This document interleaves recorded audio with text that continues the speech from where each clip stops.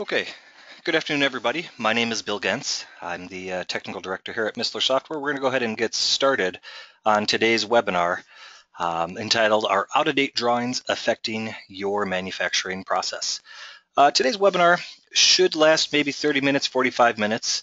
We're going to talk about out-of-date drawings, what they mean, how they can affect your daily manufacturing world. My colleague Kyle is, of course, on the line taking questions at any time. So feel free to shoot questions over his way. He'll do his best to answer them. At the end of the webinar, I'll leave a little bit of time to open up the discussion to the group and see what kind of questions are out there. So without further ado, let's get started. First thing I want to talk about is what is an out-of-date drawing? Well, to me, an out-of-date drawing is a drawing that no longer matches the 3D model it was generated from. Pretty simple. How does this actually happen? Well, to me, the typical cause of this is what I like to call soft edits.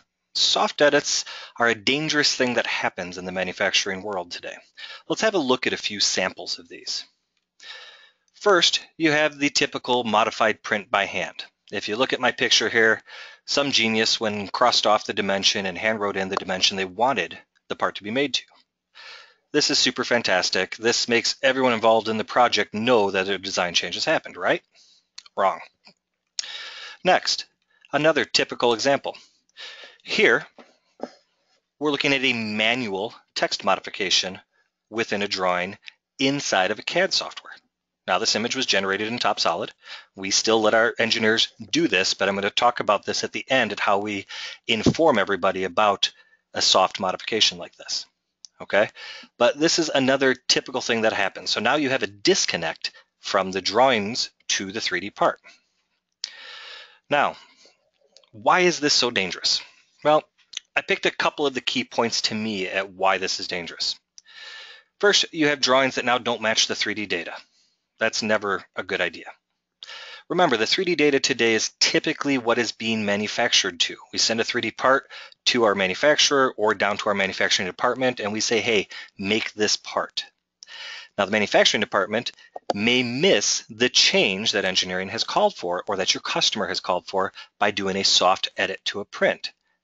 And of course, because of this, the part may now be manufactured incorrectly. The big thing to remember here, scrap parts cost money, don't they? Anytime that we're missing information in the manufacturing process, the chances are really likely that we're going to screw up and make a mistake. What's the solution? Well, I think you all know what the solution is already because you're in this webinar. The solution, of course, is TopSolid.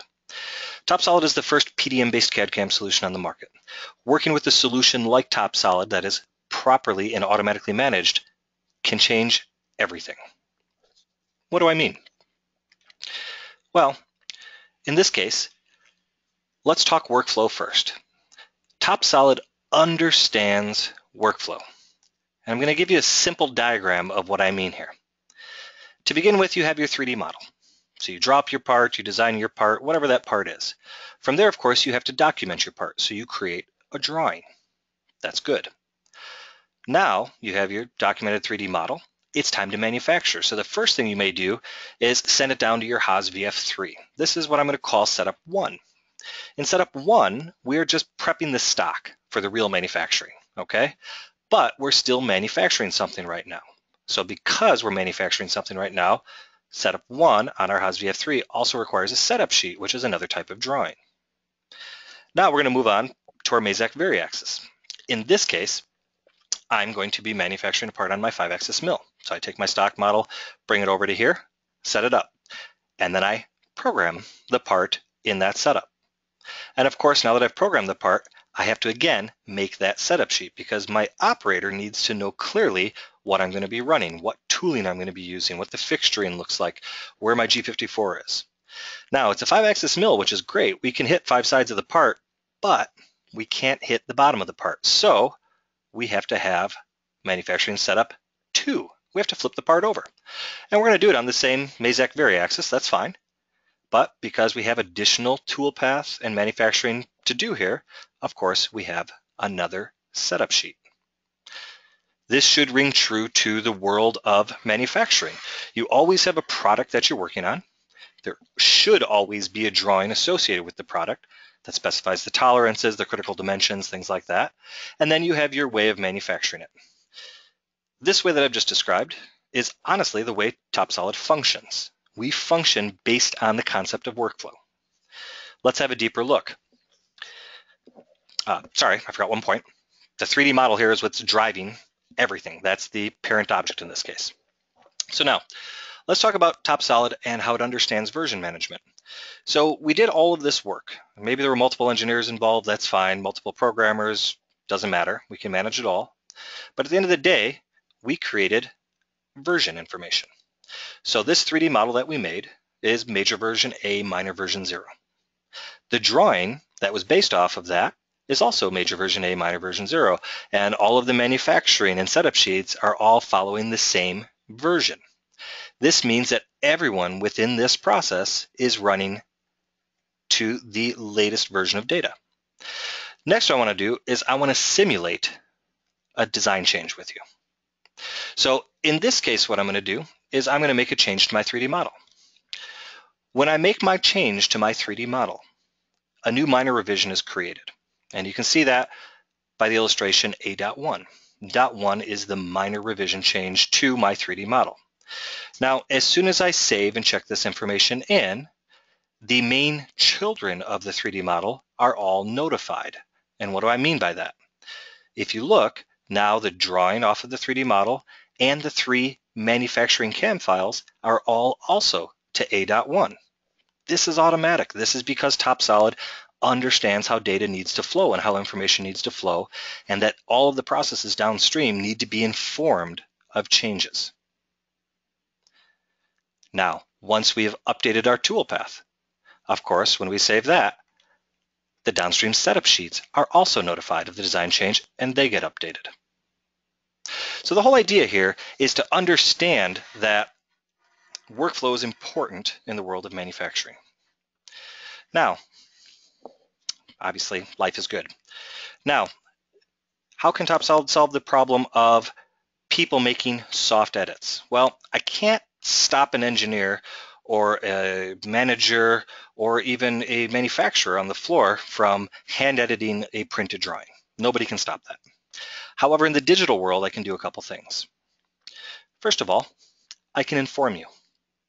If an engineer makes a design change with a soft edit from the drawing level, we highlight that dimension and underline it. This tells the reader of the print that this dimension does not match the 3D model. I'm going to say that again. This means that dimension no longer matches the 3D model. And why is that interesting? Well, if you think about it, in the manufacturing process, there's always that drawing that goes with the part. The drawing should always be with it when the CAM guy is programming the part, so he can look at the drawing, and if he pulls up the drawing and he sees that there's a highlighted underlined dimension, it raises a flag to him and says, hey, wait a minute, this model doesn't match. We have a problem. Now we have to figure out whose job it is to solve the problem. Does he reject the work? I'm sure my manufacturing friends out there would love to do that. Send it back to engineering and say, fix the model. Or is it now his responsibility to modify the model? Only each company can answer that question, but at least you're aware of the problem, and that's half the battle. Okay, so that's the PowerPoint portion of this. Now what I want to do is I want to hop into TopSolid, and I'm going to talk about simulating some design changes some different ways and show you how a PDM-based application can really manage information and ensure that everything happens downstream. Let's have a look. So, by the way, I'm also in TopSolid 2016. This is our newest version of TopSolid. This will officially hit the streets next month. So as next month is a few days away, I figured why not show off the new version of software as well. So on the right side of the screen, you have your project.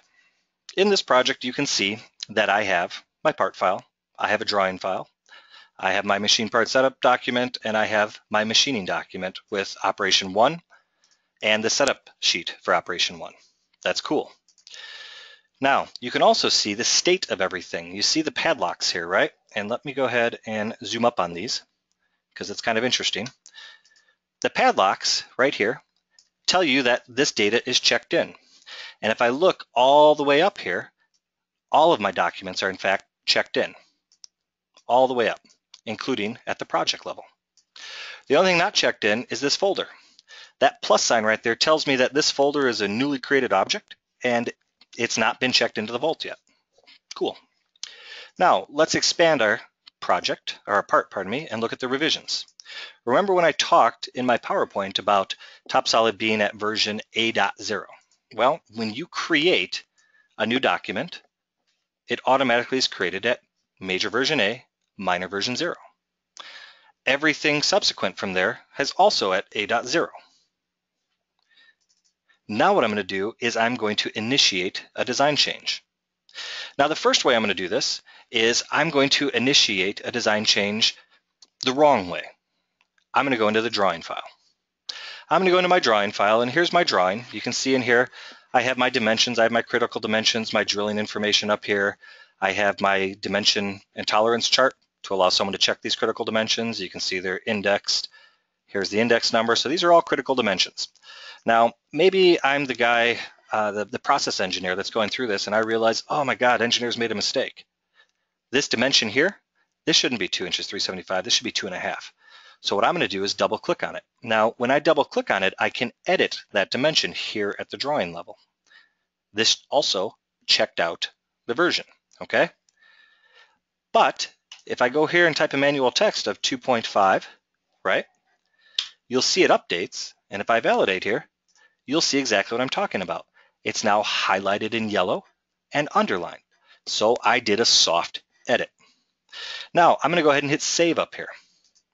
When I hit save, does anything downstream get notified? No. And this is the danger of making a modification like this at the drawing level. Okay, sometimes you have to do it. You have to do something quickly, and I get this, but you may forget it, and you may come back another time and say, hey, what is this number? Why is this highlighted like this? And that's going to remind you, oh, that's right, this doesn't match my 3D model. But I'm going to show you the right way to do this. First of all, I'm going to say I want to reject this revision.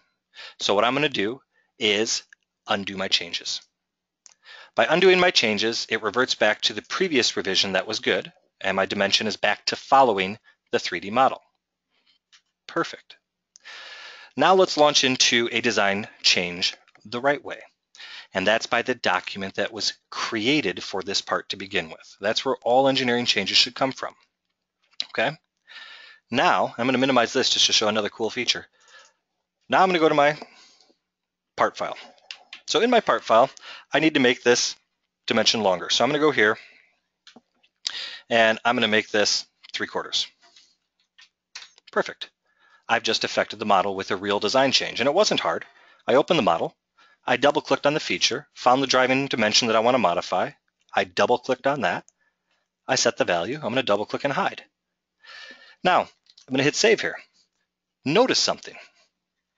Now that I have a new minor revision created, TopSolid knows that all the downstream elements need to be modified. That's what this little symbol here is actually showing you. This little exclamation mark is saying, hey, a parent document has been changed. Thus, this document needs to be regenerated. That's pretty cool. That's a software that really is watching out for your process. Now, how about the machining? Obviously, I can do this and find out that, hey, those documents need to be updated as well. But is there another way? Is there a faster way to push an update like this? Well, of course. You can go at the project level, right mouse button click, and choose Update. When you do this, TopSolid is going to show you, I'm going to zoom on this to make it real obvious for you, TopSolid is going to show you every single child document that has been modified based on this design change. I mean, think about how cool that is. The software is ensuring that every document that needs to receive this change gets the change. And I didn't have to tell it to do this. I didn't have to pay attention even. The only thing I need to do is let TopSolid do its job. Now, I could just click validate right here and it will open every document to update it. That's one way. Another way is maybe you just want to verify the changes document by document. So just double click on the document to update. And if you notice, 2.5 inches. This is a critical dimension that's being checked. Cool. So that's number 2. That's at 2.5 inches. Awesome. My machine part setup document. This is where I tell TopSolid what the stock is and what the finish is. Awesome.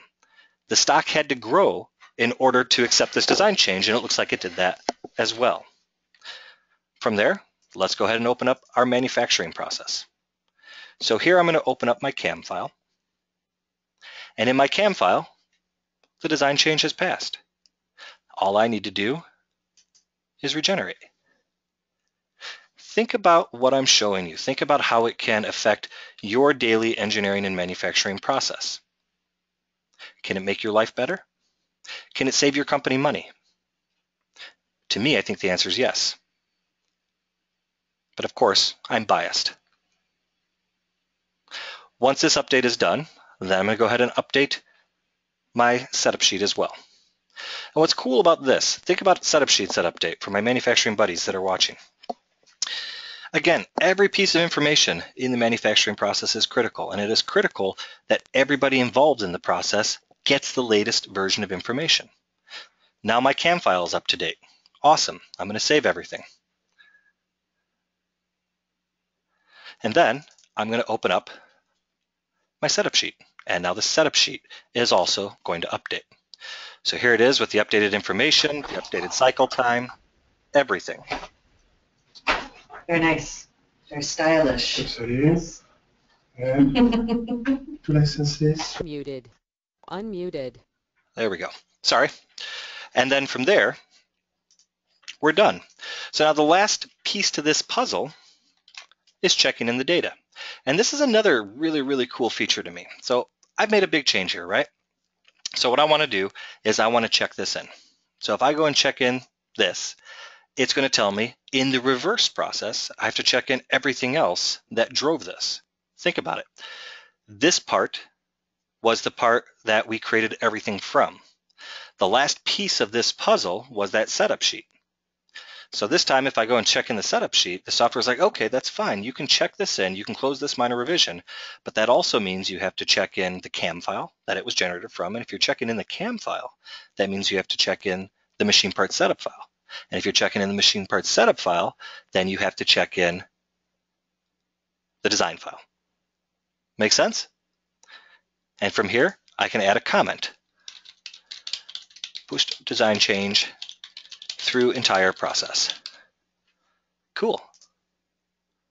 Now, we still have to check in this drawing, so I'm going to check in that as well. I'm going to put the same comment. Push design change through process. Perfect. Now, what is the point of taking notes? Well, the point of taking notes is to be able to come back later and say, what the hell did I do? So for example, I'm going to look at my part. Here, we have 2 minor revisions. I can click on each one, and you can see in the preview image down here that it's growing and shrinking. I could open up each one this way and just analyze them, but I don't want to do it that way. Instead, what I'd like to do is right-click on the part, go all the way down to Others, and choose History. And here, I can see all of the revision information, okay? Including when I purged something I didn't like. Cool. So this was the initial design. This is the push design change. I can even middle click on each of these images to go into a live preview to look at the design changes. Pretty cool. Okay, so at this point, we've made our changes. Now, I just want to hit on a few more points on this, and then I'm going to open this up to discussion. As I said, today's webinar is really only about a half hour long, but to me, if you're a manufacturer and you have to process information, you need a clear and easy to use way to define your workflow and make sure your workflow is actually used by your team. TopSolid offers that out of the box, and that's pretty cool. You also need a way to make sure that revision management can be handled and easily pushed to everyone involved in the project. Again, TopSolid offers that as well. Finally, you still need the freedom to sometimes do what you want to do. As you saw, TopSolid lets you do those soft edits. However, when we let you do it, we actually kind of force you into a way saying that this dimension doesn't match. So at least everyone else in the manufacturing process now, when they look at the drawing, they can look at that and say, hey, wait, that's not right. And hopefully just that little nugget there will help your company save money by saving on potential catastrophic mistakes. Okay, at this point, I want to let this open this up to any questions. Does anyone out there have any questions on how drawings can affect the manufacturing process, how PDM can help make sure that everyone in the manufacturing process has the latest data?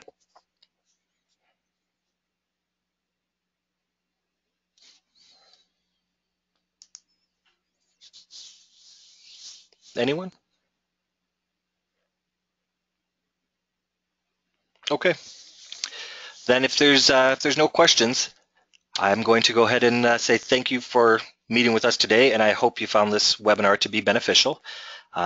Look forward to seeing you guys next time online on the next TopSolid webinar. Have a great afternoon, everybody.